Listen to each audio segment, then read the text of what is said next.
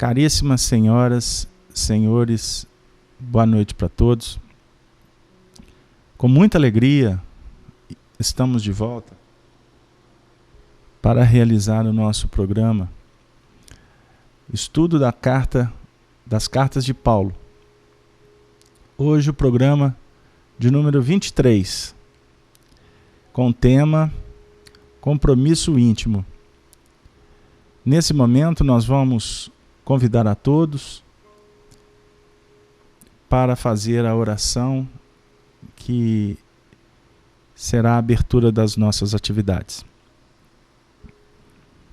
Senhor da vida, Pai de infinito amor e bondade, agradecemos, Senhor, pela oportunidade da vida, por mais um dia de aprendizado, de evolução. Obrigado, Senhor, por estarmos tendo a oportunidade dessa atividade, onde nos reunimos para estudar as Tuas leis.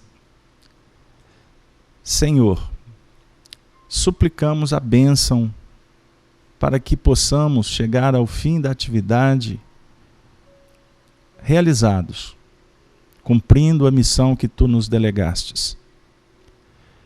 Que possamos aproveitar o ensejo para fortalecer os nossos laços de amizade. Suplicando ainda aos benfeitores espirituais que possam favorecer os benefícios, que atendam às necessidades que aqui serão trabalhadas. Que possamos, Senhor, ter claro as lições para que elas possam favorecer o nosso despertamento. Mas aproveitamos, Senhor, para pedir que a Tua paz se faça nos corações, que o consolo do Teu Evangelho atinja a todos aqueles que passam por provações. E assim, te pedimos, portanto, autorização para iniciar a nossa atividade. Que Jesus esteja conosco, que o Espírito de verdade, no seu sentido da equipe que opera no processo de transformação da humanidade, que todos eles estejam conosco. E que a falange do convertido de Damasco, Paulo de Tarso, também favoreçam para que tudo transcorra na mais perfeita harmonia. Sê conosco, Senhor, hoje e sempre, que assim seja. Que assim seja. Queridos amigos, boa noite novamente para todos. Agora de uma forma definitiva.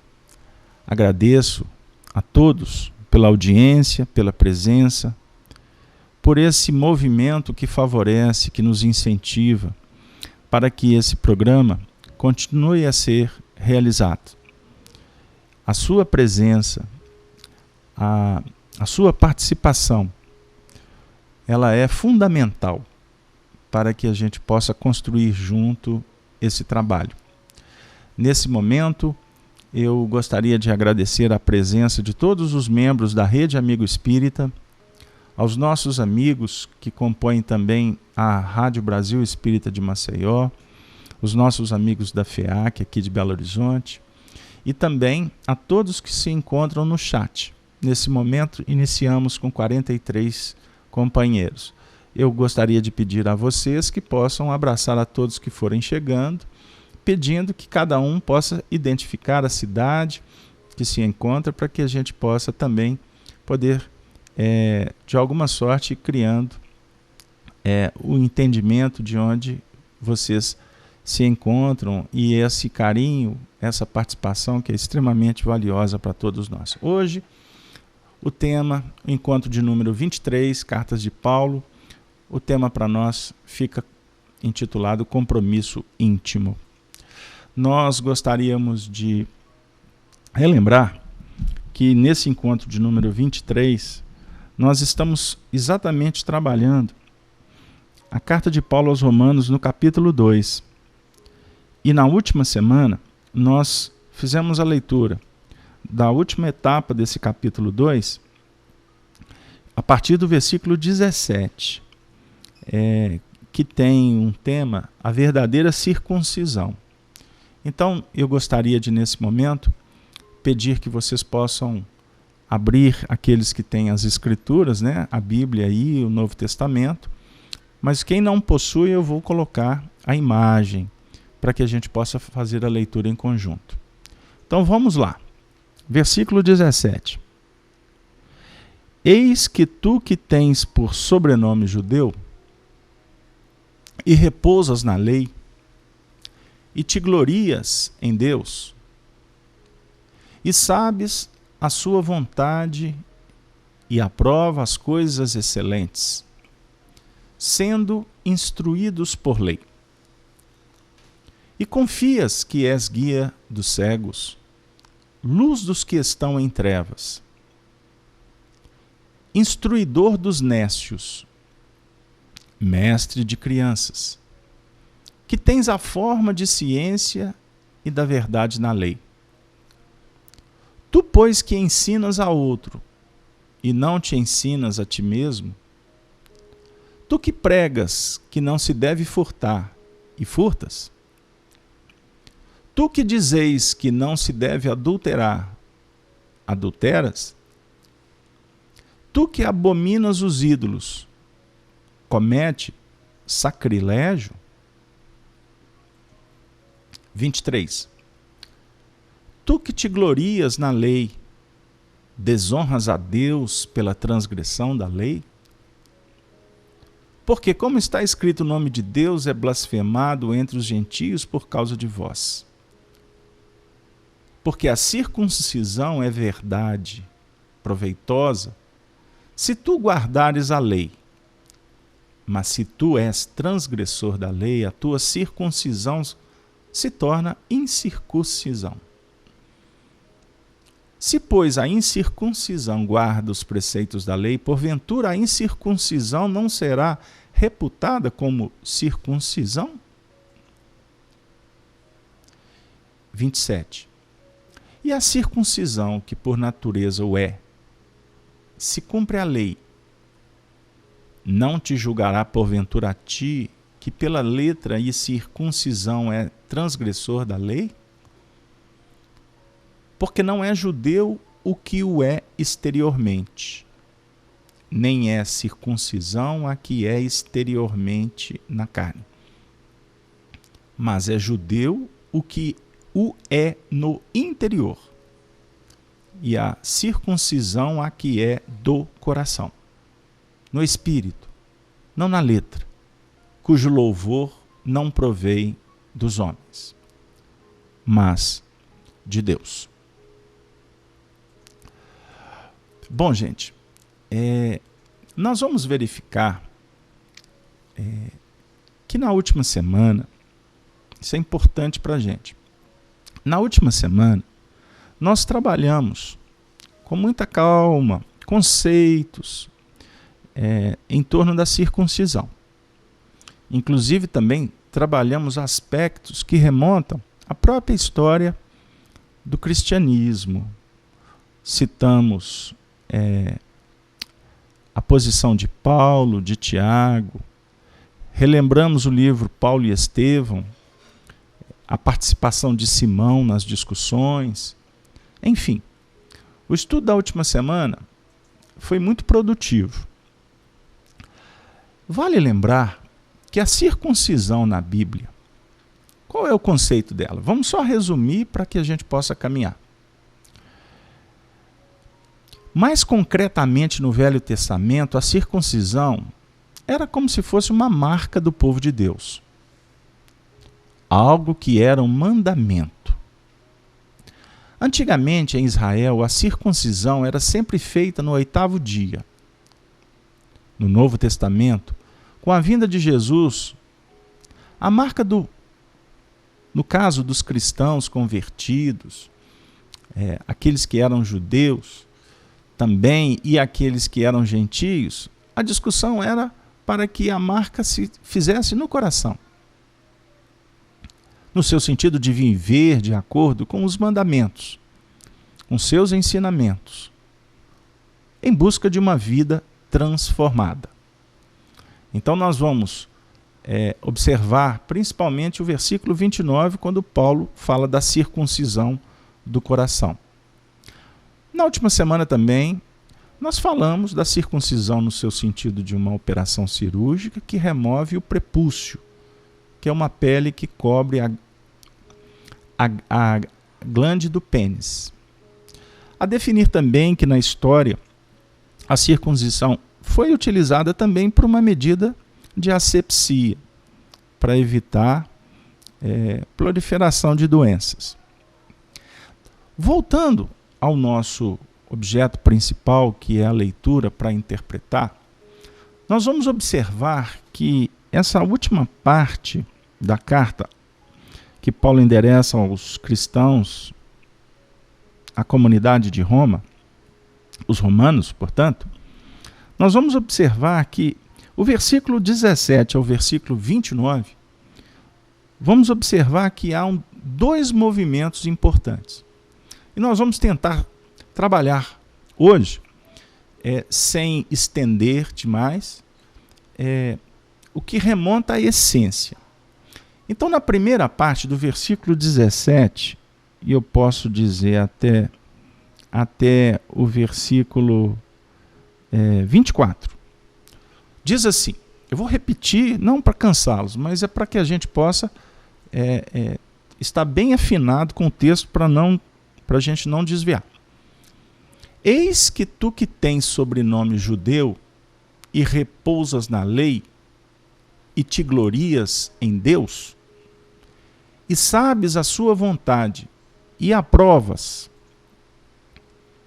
as coisas excelentes, sendo instruídos por lei, e confias que és guia dos cegos, luz dos que estão em trevas, instruidor dos nécios, mestre de crianças, que tem a forma de ciência e da verdade na lei, tu, pois, que ensinas a outro, não te ensinas a ti mesmo? Tu que pregas que não se deve furtar e furtas, não é? Depois adulterar e adulteras, abominas os ídolos e cometes sacrilégio, está fechando. Glorias na lei, desonras a Deus, transgredindo a lei. Esse movimento, Paulo está alertando aos cristãos através da carta, e hoje o ensinamento chega para nós com muita, vamos dizer assim, com muita autoridade. Ele está falando para nós, acima de tudo, da importância de se vincular aos princípios que estão sendo revelados, que estão sendo descobertos na manifestação da nossa consciência. Porque quando ele fala da lei, de se gloriar na lei, né, de ter o sobrenome de judeu, de aprovar as coisas excelentes, ele está apresentando para nós um chamamento muito importante. Porque as leis vão sendo reveladas, porque elas estão esculpidas na nossa consciência. A gente aprende isso em doutrina espírita com muita tranquilidade. Aonde está escrita a lei de Deus? Pergunta 621. A consciência. Então a revelação, o papel dela, é de estar nola revelando, apresentando para nós, com clareza, quais são as nossas necessidades evolutivas. Porque a lei, no seu sentido de estar registrando o caminho que precisa de ser descoberto e vai sendo descoberto naturalmente, esse caminho é o chamamento para o trabalho. Meu pai trabalha até agora e eu também. Então, o nosso movimento de atender o chamado do Senhor felicita o homem, engrandece o espírito. E o chamamento do Senhor é na operação, é na aplicabilidade do conteúdo que vai sendo revelado ao nível filosófico da consciência e que nós vamos implementando na ciência da vida, no laboratório do dia a dia. Eis a divina religião. Quando Kardec fala para nós, por exemplo, que fora da caridade não há salvação, ele está, de uma forma muito especial, nos mostrando a importância da fixação dos caracteres em bases que libertam. Porque a caridade, ela já toma o sentido, ela já apresenta para nós um trabalho consciente no bem. Porque todo o trabalho que realizamos, ele acaba sendo divino. Ele acaba sendo especial. Porque trabalhando você vai aprimorando, você vai se habilitando e você vai se candidatando para novas lições. Agora, quando o assunto toma a conotação de caridade, está aqui sendo proposto para nós uma discussão em nível diferenciado. Porque o conceito de caridade é benevolência, indulgência e perdão. Então é um trabalho que envolve os nossos sentimentos. Não é apenas um trabalho mecânico. É um trabalho que está nos projetando, vamos dizer assim, para além. Está nos projetando para o desenvolvimento das virtudes. Isso para nós é muito especial. Porque quando a gente sai do mecanicismo e a gente entra numa obra que efetivamente ela promove emoção, ela promove sentimentos das mais variadas conotações, a gente percebe o diferencial. E através do sentimento é que inclusive a gente abre as possibilidades para as manifestações da própria intuição, do contato com as faixas espirituais mais elevadas. Então, o Paulo, de uma forma muito especial, chama a atenção exatamente para aqueles que estamos nos candidatando ao trabalho consciente e responsável da caridade. E aqui, rapidamente, nós podemos levar para o assunto que envolve o atendimento ao semelhante. Por quê? Porque o semelhante, o próximo, aquele que convive conosco, aquele que nós vamos encontrar pelo caminho, se transforma num instrumento extraordinário do Senhor da vida, do Senhor íntimo, do Cristo íntimo, do nosso espírito em busca do engrandecimento, porque o semelhante passa a nos contar, a nos trazer notícia, a nos revelar o caminho que nós precisamos percorrer. Se as notas são desagradáveis, significa que nós precisamos de nos aprimorar para superar. Se as notas são de incentivo, nós não podemos perder a oportunidade desse incentivo.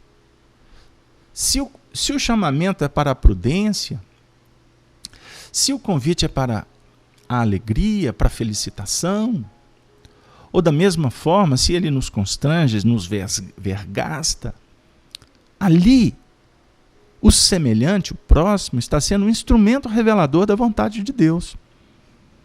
É o que o adágio popular nos ensina, que Deus conversa com os homens pelos homens. É muito simples.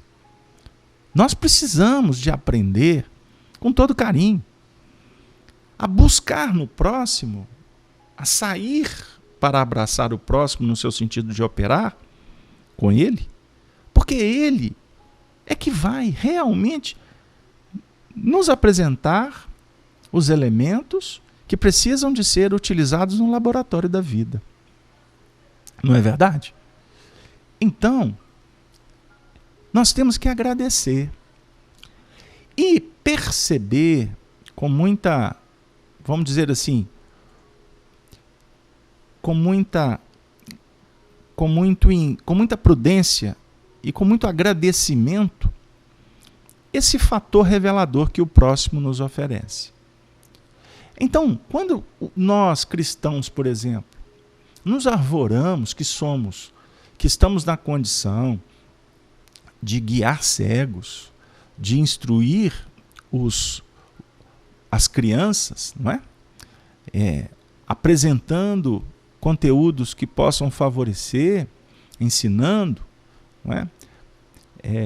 De uma certa forma alertando contra as adulterações, porque aqui ele vai falar de adultério, vai falar de furto, vai falar de idolatria, de sacrilégio.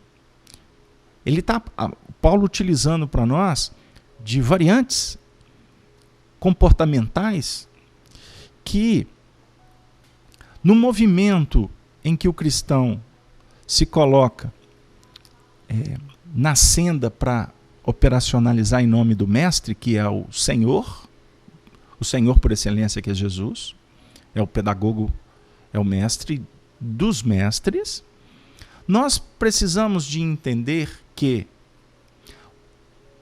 só iremos fixar esses caracteres fazendo. E para fazer, nós precisamos de compreender o nosso mundo íntimo para procurar, de uma forma bem insistente, trabalhar mais ajustado possível com o que nós estamos, em tese, sendo instrumentos. Isso para nós é muito valioso, porque nós sabemos que não temos autoridade. Somos espíritos ainda, infantis, com muitas dificuldades no que remonta às questões morais. Mas, se a gente não sai para operacionalizar nessa dinâmica luminosa do Senhor que o Evangelho revela, nós não damos conta de modificar apenas reflexionando, apenas filosofando, apenas lendo, apenas distante, alienado. Não.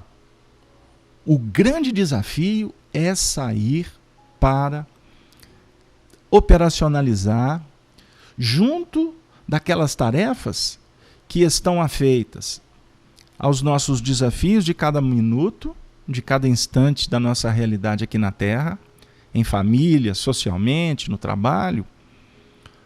Mas o cristão ainda é chamado para operar com uma cota de tempo maior, com um nível de dedicação especial, realizando o que o Senhor realizou, no seu sentido de sairmos da rotina, das obrigações e procurar um instante especial para dar um pouco mais. Ir a um hospital, visitar uma pessoa que está só, nos sensibilizarmos com as dificuldades dos outros. Porque nesse processo de benevolência, de beneficência, é que efetivamente nós temos inclusive a oportunidade de compreender um pouco mais que a nossa dor é uma dor possível de ser resolvida. Que os nossos desafios, eles não têm um poderio que impede que nós possamos levá-lo adiante. Nós devemos tomar a nossa cruz e seguir. Tomar a cruz e seguir. Por isso é que Jesus nos convida dizendo: vinde a mim, todos vós que estáis cansados e sobrecarregados, que eu vos aliviarei. Tomai sobre vós o meu jugo e aprendei de mim, que sou brando e humilde de coração. Aí que nós vamos encontrar paz. Este é o grande movimento que a espiritualidade tem efetivamente nos convidado, insistentemente, de uma forma muito carinhosa, mas insistentemente eles têm batido na nossa tecla, na nossa porta. O espírita, e agora nós conversamos com os espíritas, temos um desafio, nós temos um chamamento que está muito claro para todos nós. Embora esses chamamentos sejam para todos os cristãos, porque todos os cristãos têm o Mestre Jesus como referência.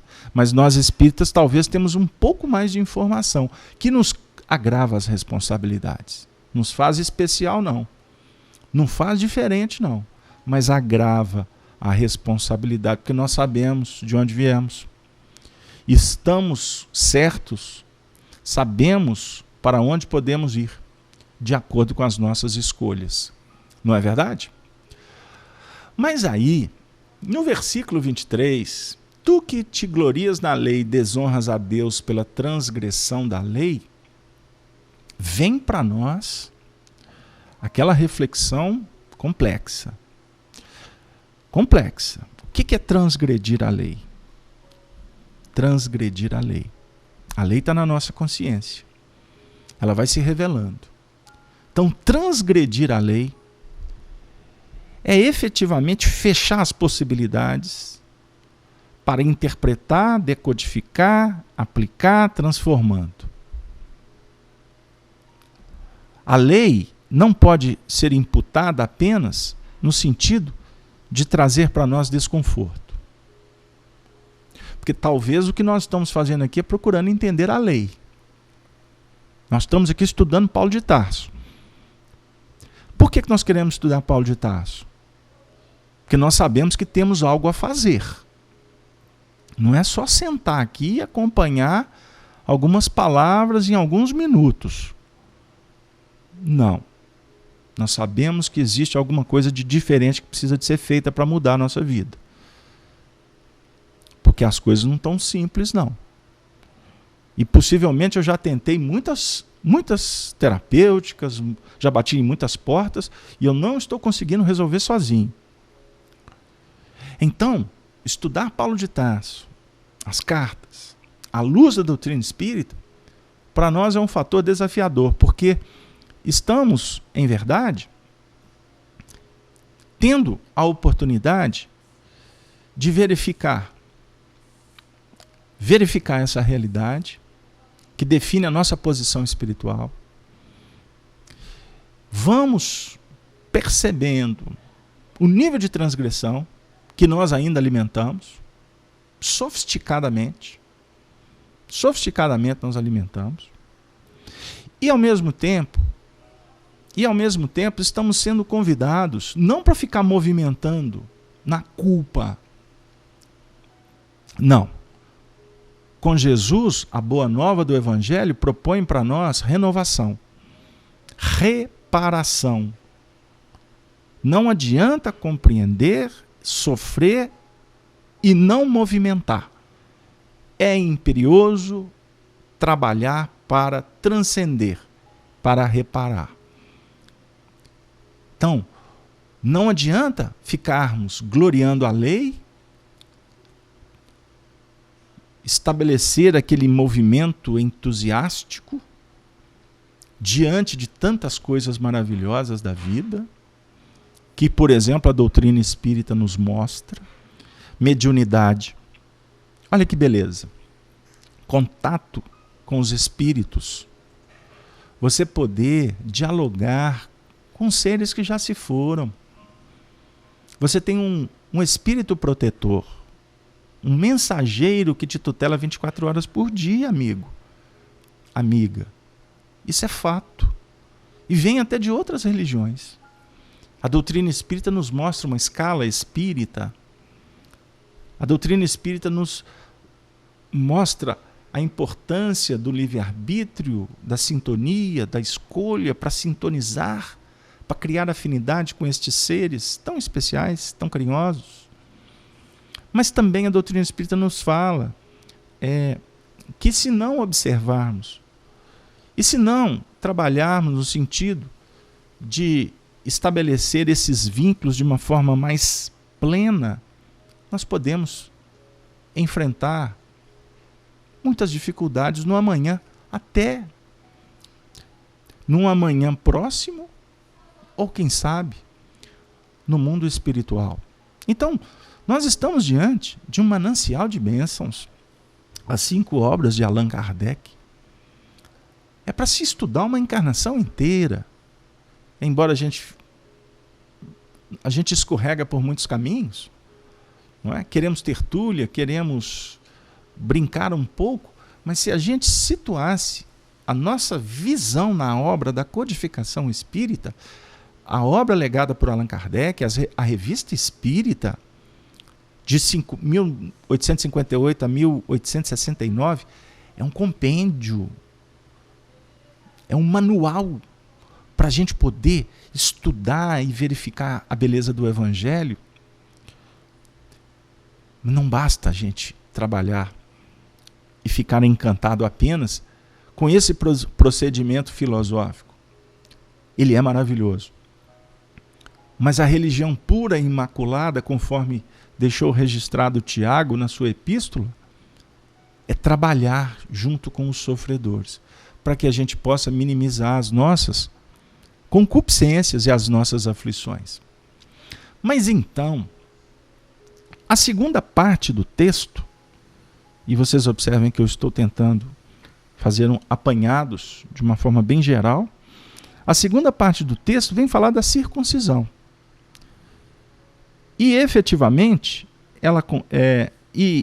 o texto conclui falando que a circuncisão tem que ser a do coração. No espírito, não na letra, cujo louvor não provém dos homens, mas de Deus. Então a circuncisão é uma marca do hebreu. Os judeus tradicionais imputaram essa circuncisão no início do cristianismo, e nós falamos na última semana da discussão que isso gerou, porque a circuncisão, ela representa uma marca, uma aliança. Mas os religiosos, inclusive os judeus, na atualidade, são unânimes em afirmar que a marca, a aliança, ela é a do coração. E ela precisa de ser alimentada em cada movimento, em cada investimento que o cristão empreende na sua vida. Isso é belíssimo. Porque senão, nós podemos correr o risco de ficar na periferia, de nos movimentarmos 1, 2 encarnações como espíritas, como agentes da letra. Aqueles que falam, que movimentamos, vamos para cá, viemos para cá, fazemos evento,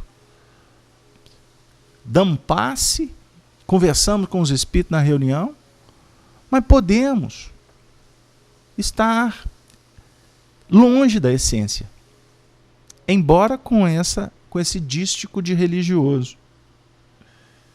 Precisamos compreender efetivamente o que realmente é ser cristão. O que é servir a Deus? Como servir a Deus? Aonde servir a Deus? O que tem de especial nisso?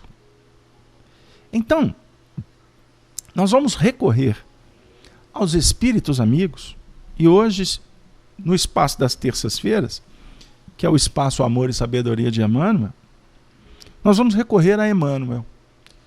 E eu vou pedir a vocês licença, porque tem uma mensagem que nós encontramos hoje do livro Religião dos Espíritos. Religião dos Espíritos. É um livro que foi editado pela Federação Espírita Brasileira. Numa reunião de 5 de junho de 1959, Emmanuel, comentando a questão 673 do Livro dos Espíritos, ofereceu para nós, através de Chico Xavier, a seguinte mensagem: em nome do amor a Deus, acumulam-se na terra tesouros e monumentos.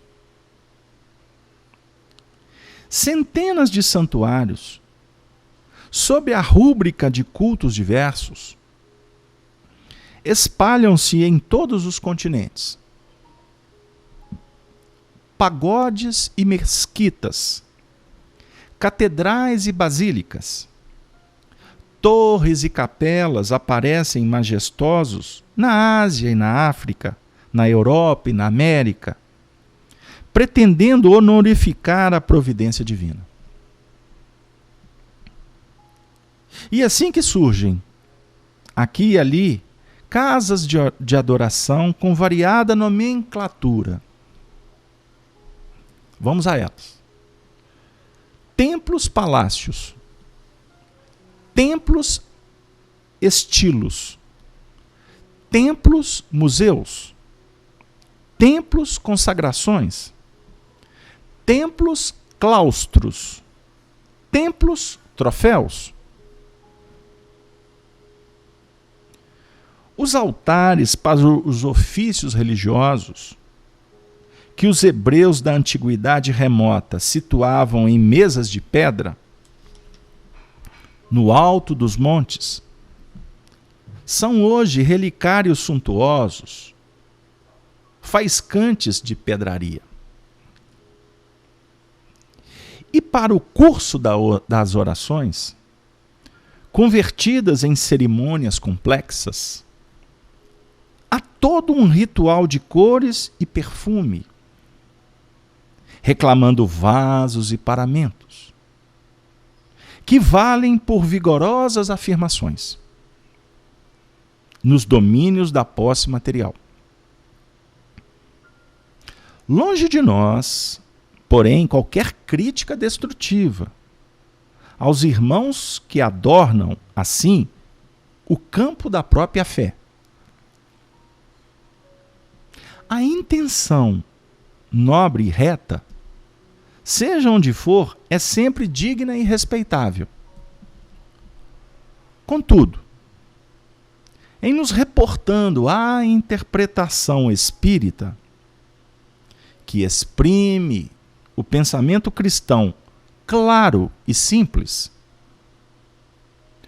como honrar o Criador, relegando-lhe as criaturas aos desvãos da miséria e às sombras da enfermidade?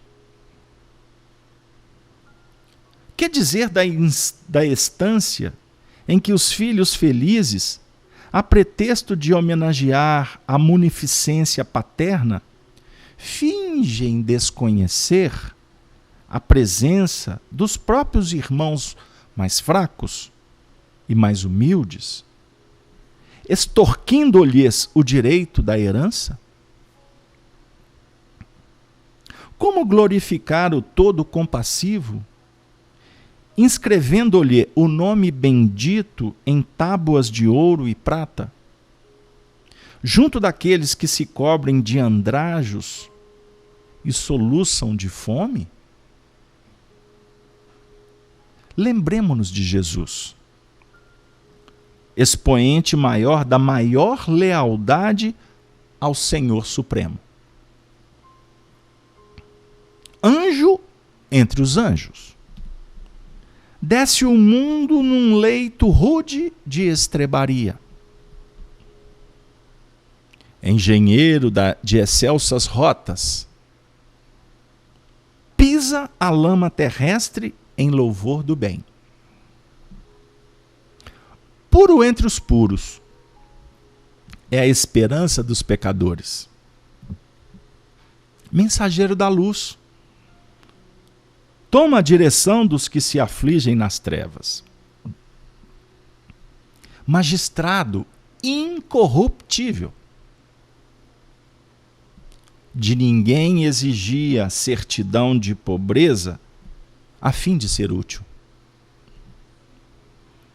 Embaixador da harmonia sublime. É remédio aos doentes. Detentor de conquistas eternas. Vale-se de barcos emprestados para o ensino da Boa Nova. Justo dos justos. Deixa-se crucificar entre malfeitores, para engrandecer entre os homens o poder do perdão e a força da humildade.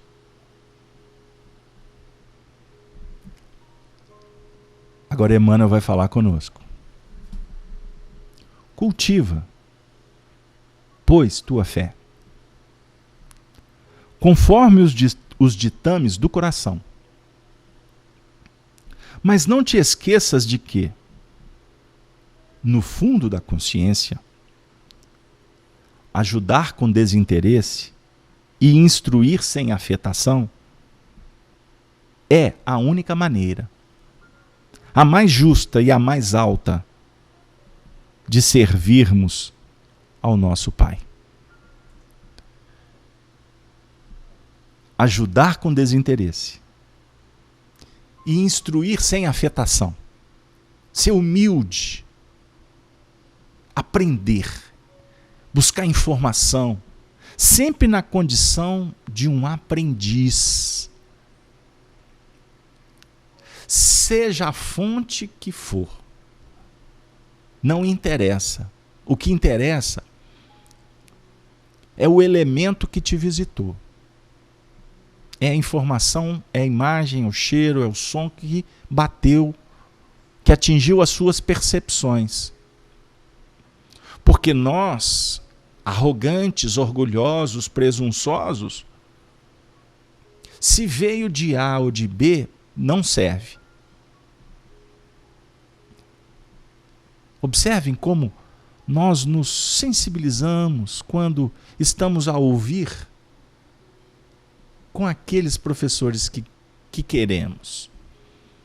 Agora, por que nós desembaiamos a espada, levantamos o escudo, colocamos a armadura e saímos para o combate, quando a lição vem daqueles que são tidos como inimigos, adversários?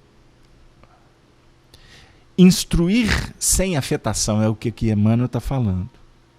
Ajudar com desinteresse. Ajudar quem quer que seja. Ajudar onde for. Ajudar quando for. Hoje, pela manhã, eu escutei um amigo espiritual dizendo: preste atenção, existem tarefas que são extraordinárias, como colocar um forro numa mesa, como ornamentar um ambiente, oferecer flores, limpar, ajustar. As tarefas mais simples, elas têm um valor extraordinário no saneamento psíquico, mental, sentimental das pessoas. Como é bom você estar num ambiente agradável, não é assim? E quando nós sentimos isso, na maioria das vezes nem nos preocupamos com quem fez, como é que fizeram, quando fizeram. O que importa para nós é que foi feito e está nos fazendo bem, não é assim? Então, com desinteresse, alguém me falou isso hoje de manhã. E agora isso está borbulhando aqui na minha mente. E eu estou dividindo com vocês e agora eu estou entendendo o motivo que foi me dito. O Senhor da vida ajuda com desinteresse para favorecer o bem-estar de todos nós. Ele é o justo dos justos, o detentor de conquistas eternas, o embaixador da harmonia sublime, o magistrado incorruptível, o mensageiro da luz. Ele é o puro entre os puros, é o engenheiro de excelsas rotas, é o anjo entre todos os anjos. É o expoente maior que veio aqui e se fez o menor. Mas ele conhece os nossos desafios. Ele sabe de cada passo, dos nossos limites. Por isso, o nosso tema hoje, inspirado pela circuncisão, pela aliança, pela marca, ele projeta para nós, tirando com simplicidade e clareza o espírito da letra, para que a letra não mate, mas para que a letra liberte. Porque a letra da consciência, muitas vezes, ela mata. É uma espada de dois gumes, que nós estamos estudando no Apocalipse nas quintas-feiras. Ela vergasta. A letra mata. Porque a letra fala. A letra no sentido da verdade, da revelação. Ela mata. Eu não estou aqui falando daqueles que estão na letra e não conseguem sair da letra. Porque aí é morte, mas aí é um outro tipo de morte. Nós estamos falando da letra que mata no seu sentido de nos apontar os nossos limites.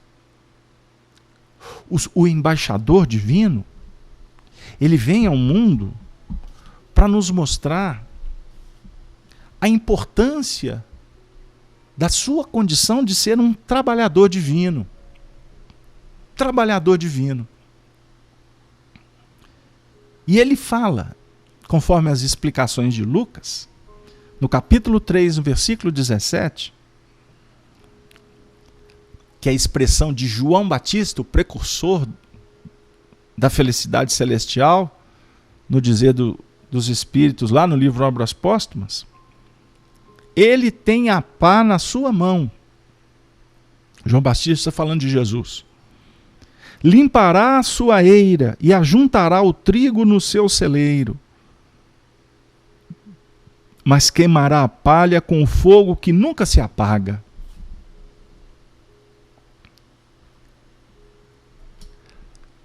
Muitos nomes foram dados a Jesus.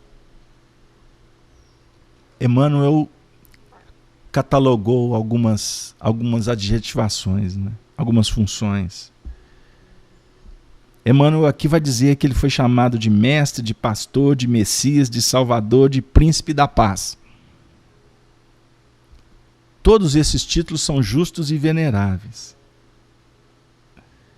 Mas Emmanuel vai nos chamar a atenção para João Batista. Porque o precursor designa-o por trabalhador atento,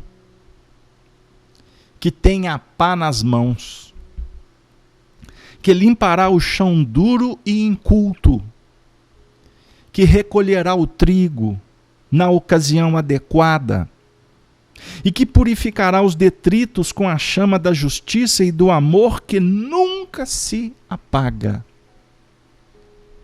E a Cleusa escreveu no chat, o amor puro, o verdadeiro amor, nunca se apaga. Desculpem a leitura, mas é Emmanuel que a gente tem que abrir alas.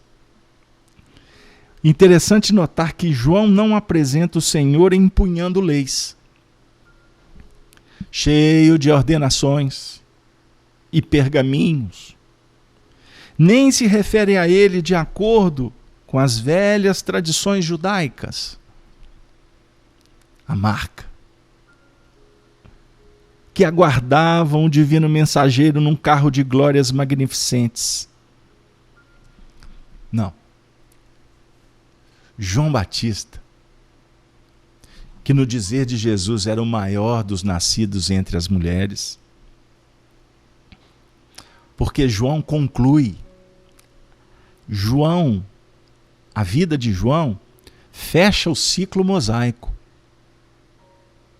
Por isso que João dos nascidos de mulher ele era o maior. Tudo começou lá atrás, no símbolo cíclico dos 10 mandamentos. João foi aquele que batizava em nome dos 10 mandamentos. Observemos. João Batista refere-se ao trabalhador abnegado e otimista. Olha que beleza. E otimista. A pá rústica não descansa ao seu lado, mas permanece vigilante em suas mãos e em seu espírito reina a esperança de limpar a terra que lhe foi confiada, as salvadoras diretrizes. Todos vós, que viveis empenhados nos serviços terrestres, por uma era melhor, mantende aceso no coração o devotamento à causa do Evangelho do Cristo.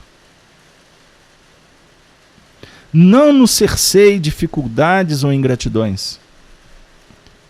Desdobremos nossas atividades sob o precioso estímulo da fé, porque conosco vai à frente, abençoando-nos a humilde cooperação, aquele trabalhador divino que limpará a eira do mundo. Precisamos compreender Jesus como o trabalhador divino. E para nos situarmos na engrenagem da evolução consciente e libertadora, precisamos, queridos amigos, conscientizar a importância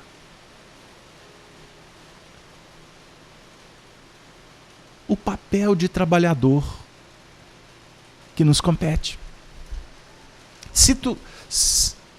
Sintonizando com o trabalhador divino, devemos entender a eira que nos compete operar com a inspiração dele, com a proteção, com a presença dele, através dos espíritos amigos, junto dos companheiros que estão conosco. Nós temos que arregaçar as mangas e temos muito o que fazer. E temos muito o que fazer. Isso é conosco. Isto é conosco. Isso nos importa. Este é o nosso compromisso. Mergulhar na terra sagrada do coração, auscultar o nosso sentimento, perceber o que a nossa alma está pedindo, o que a razão está indicando, o bom senso, para efetivamente a gente perceber a beleza da vida e como o trabalho estimula, como ele engrandece o homem e como ele valoriza tudo que está ao nosso lado. O Fernando Henrique no chat está dizendo: quando o trabalhador está pronto, o serviço aparece. André Luiz registrou no livro Nosso Lar, e isso é um adágio hindu milenar. Quando o servo está pronto, o mestre se apresenta. Quando o trabalhador se coloca à disposição, o serviço aparece. E ele vai aparecendo, ele vai se expressando para nós de uma forma assim tão extraordinária. E muitas vezes a gente divaga, muitas vezes nós tergiversamos, nos sentimos incapazes, por excesso de escrúpulo. O trabalhador divino, ele convida a todos, indistintamente por labor, indistintamente. Todos nós podemos fazer. Todos nós temos o que fazer, temos muito o que fazer. Por isso, amigos, eu hoje estou muito feliz, porque a gente percebe como que a espiritualidade encaminha as nossas atividades, o nosso intercâmbio, esse momento tão especial para todos nós, porque nós estamos sentindo a presença dos Espíritos conosco. Como eles são carinhosos, como eles estão nos ajudando a entender uma série de coisas que têm a ver com o nosso dia a dia. E como eles apostam, como eles nos incentivam a perseverar. E o Evangelho aponta que é necessário perseverar até o fim. Eu peço desculpa para vocês, porque o trabalhador divino, um pequeno trecho que eu li, está no livro Pão Nosso de Emmanuel. E no próprio livro Pão Nosso, nós temos as reflexões que irão dar o encaminhamento final para o nosso encontro de hoje. Porque o compromisso íntimo, ele tem que ir até o fim. Até o fim. Por isso que Jesus disse, Mateus registrou no capítulo 24, no versículo 13, aquele que perseverar até o fim será salvo. Novamente, Emmanuel. Aqui não vemos Jesus referir-se a um fim que simbolize término, e sim finalidade, alvo, objetivo. Aquele que perseverar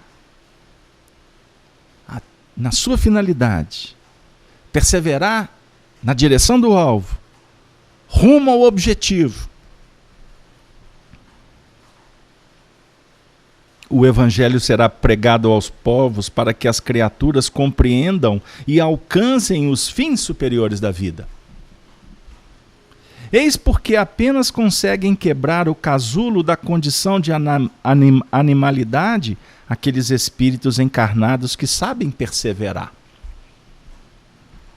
Quando o mestre louvou a persistência, evidenciava a tarefa árdua dos que procuram as excelências do caminho espiritual.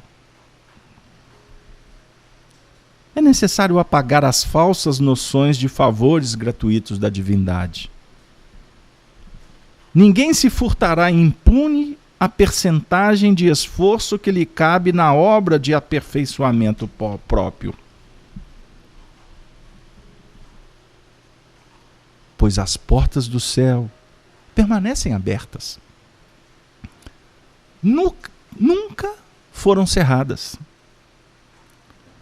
Todavia, para que o homem se eleve até lá, precisa asas de amor e sabedoria. Para isso, concede o Supremo Senhor extensa cópia do material de misericórdia a todas as criaturas, conferindo, entretanto, a cada um o dever de talhá-las. Semelhante tarefa, porém, demanda enorme esforço. A fim de concluí-la, recruta-se a contribuição dos dias e das existências. Muita gente se desanima e prefere estacionar. Séculos a fio, nos labirintos da inferioridade. Todavia, os bons trabalhadores sabem perseverar, até atingirem as finalidades divinas do caminho terrestre, continuando em trajetória sublime para a perfeição. A tarefa sublime para a perfeição. Compromisso íntimo. No mergulho na nossa intimidade, vasculhando as nossas necessidades, perceberemos o convite que a magnificência do Senhor implementa nesse chamamento extraordinário para encaminharmos na direção da felicidade. Mas sem perscrutarmos, vivenciarmos a caridade, a tarefa, por certo, será adiada. Vivemos um momento de muitos desafios. Estamos todos sendo envolvidos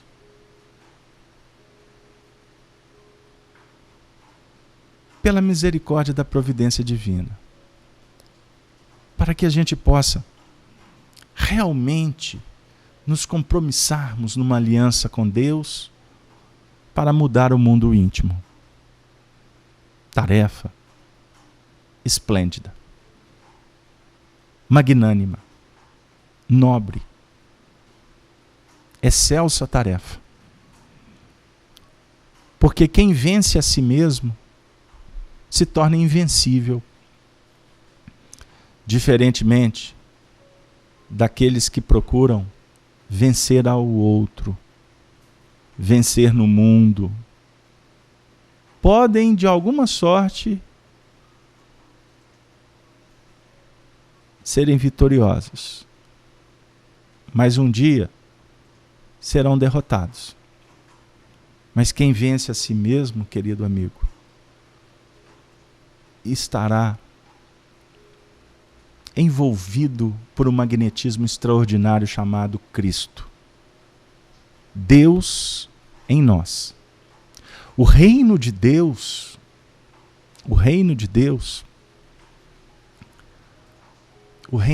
é um estado de alma. O reino de Deus é a própria presença do Senhor, percebida, sentida, dentro da nossa realidade. Filosoficamente, nós temos muitos conceitos, muitos compêndios. Mas chega um momento que precisamos de escrever o compêndio, o livro da nossa própria vida. Talhando cada frase com as ferramentas que vão metamorfosear essa pedra rústica que ainda está dentro de nós. E com o trabalhador divino, percebido, estudado, sentido por cada discípulo, a tarefa acontecerá de uma forma muito especial, porque ela vai se dar dentro do coração, promovida pelo próprio sentimento. O desejo de servir é que nos faz filhos de Deus. Porque a aliança divina é uma eterna dádiva. Queridos amigos, bondosos companheiros, eu agradeço a presença de cada um aqui nessa noite. Nós tivemos um ensejo de muito aprendizado e gostaríamos de, nesse instante, suplicar aos benfeitores espirituais que continuem envolvendo a todos, aos nossos familiares, amigos. E hoje eu gostaria de especialmente sair um pouquinho das nossas tradições de trabalho, mas eu gostaria de endereçar os nossos mais profundos sentimentos de solidariedade, de carinho, a todas as famílias que foram envolvidas nesse acidente que aconteceu na madrugada de hoje, que ceifou mais de 75 vidas no acidente que envolveu ao time de futebol da Chapecoense. Todos os brasileiros, não só da área do esporte, porque envolveu pessoas de que não eram apenas esportistas, mas profissionais, todos nós ficamos profundamente comovidos com a circunstância que envolveu essa, entre aspas, tragédia. Todos nós ficamos muito comovidos com a dor dos familiares, com a dor que envolveu a tantos corações e observando também as manifestações na área esportiva, política, religiosa pelo mundo afora. Nós percebemos, em meio a tantos tumultos, a tantas arbitrariedades, às inconsequências, às rapinagens, aos comportamentos mais infelizes que temos visto na mídia, na vizinhança, na comunidade, para não dizer dentro das próprias famílias. Hoje nós vimos o quanto que há progresso, o tanto que a globalização também favorece para que a fraternidade, para que o espírito de igualdade, de solidariedade se manifeste nos corações. E nós gostaríamos de, nesse momento tão especial para todos nós, endereçarmos as nossas mais puras e profundas manifestações de carinho, de apoio a todos esses familiares.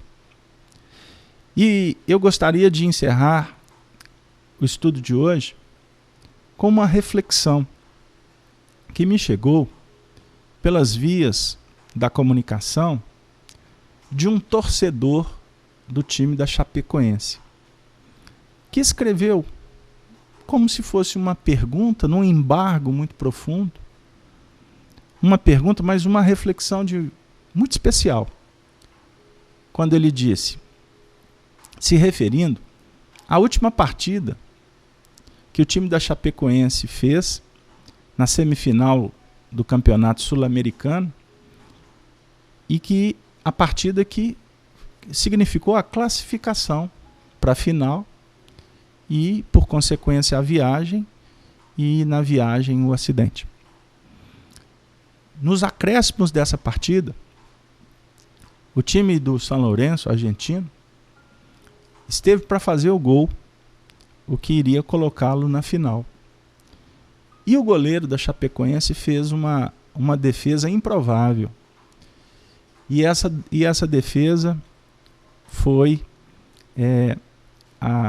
o motivo de uma alegria incontida por parte de todos aqueles que estavam envolvidos naquele contexto. Inclusive em nível nacional, porque agora falo para os esportistas, quem acompanha futebol sabe que o time da Chapecoense é um time um time considerado pequeno, um time novo, que foi fundado na década de 70, não tem tradição para disputar títulos, enfim. E o time da Chapecoense foi fazendo uma campanha tão brilhante, e é um time tão simpático lá de Santa Catarina, que os brasileiros abraçaram esse time. Estavam todos muito vibrantes para que esse time fosse campeão. E assim aconteceu. E o goleiro fez uma defesa improvável. E o torcedor então disse, o que é a vida? Uma defesa que significou uma grande vitória. Na realidade, essa defesa representa para nós, em tese, uma grande derrota. Um profundo vazio, porque foi essa defesa que, em tese, simbolicamente, favoreceu para que houvesse tantas mortes.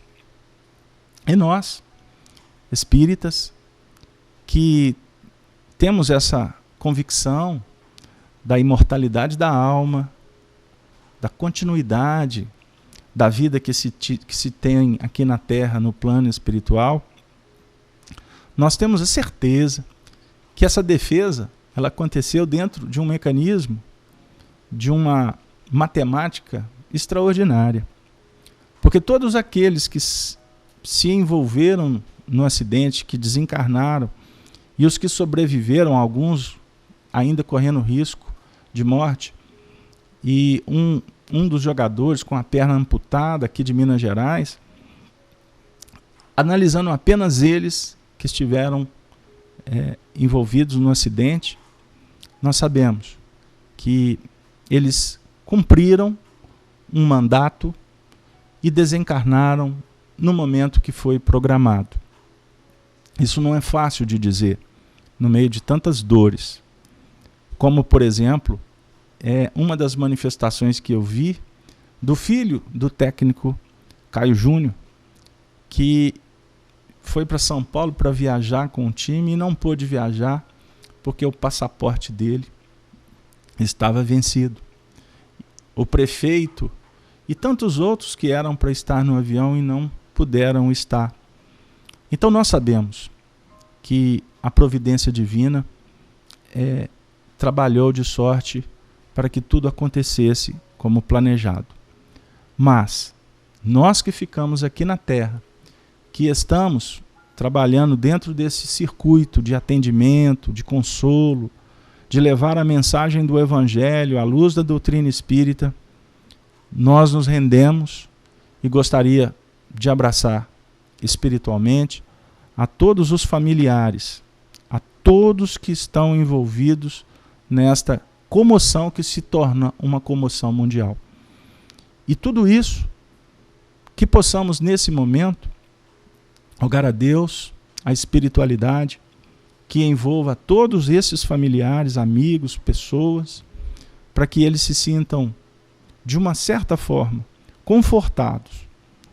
E os corações dos atletas, dos esportistas, dos cronistas, de todos aqueles que partiram no voo da Chapecoense para o mundo espiritual, que eles possam serem recebidos, eu vou fazer uma brincadeira, pelos deuses do futebol, que eles possam estar numa dimensão muito especial, sob a tutela de Jesus, que eles possam receber, portanto, esse influxo de bênçãos, de paz, de tranquilidade e de estímulo.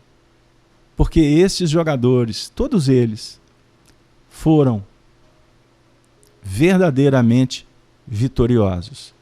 E o fato é tão extraordinário que o time que iria disputar a final com eles, o time da Colômbia, em nota oficial, solicitou à Conmebol que conferisse, que entregasse a taça de campeão para o time da Chapecoense, porque eles são merecedores.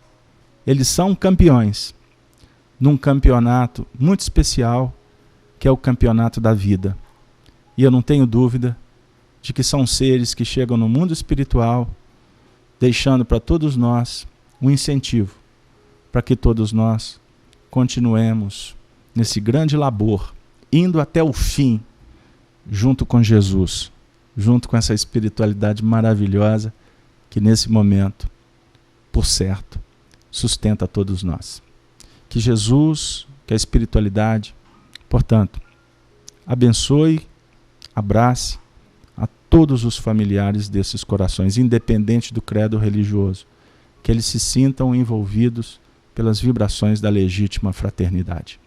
E assim, em nome da espiritualidade, eu gostaria de agradecer a presença de todos, augurando, suplicando que a providência divina favoreça para que estejamos sempre juntos, estudando a doutrina espírita e o Evangelho de Jesus.